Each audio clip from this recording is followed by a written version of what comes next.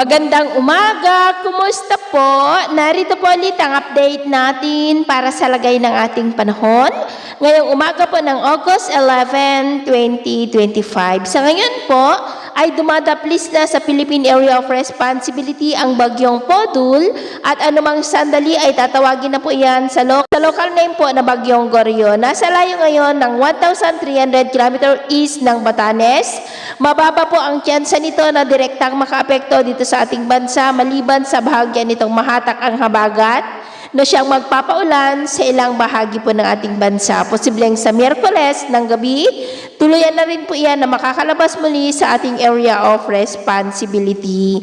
At sa ating long-range forecast, wala pa rin naman pong bagyo na namamataan na tatawid po sa ating kalupaan for the next 2 weeks, pero hindi pa rin inaalis ang posibilidad na may sama ng panahon muli na maaari na mabuo sa silangan ng ating bansa at ang development niyan ang ating babantayan kung matutuloy po o hindi. At sa lagay ng ating panahon, ngayong madaling araw ay maayos naman ang panahon sa malaking bahagi ng bansa maliban lamang sa mga tsansa ng mga isolated rain. Sa ilang bahagi po ng Lobo sa may Batangas, Romblon, Panay Island, ilang bahagi ng Negros, Cebu, Bohol, Leyte, Samar Provinces, Catanduanes, Northern Mindanao, Zamboanga del Sur, Surigao del Sur, Davao Oriental at Sarangani. At mamaya ay sisikat naman po ang araw sa malaking bahagi ng bansa maliban lamang sa mga tsansa ng cloudy skies with isolated rain sa ilang bahagi ng Catanduanes, Sorsogon,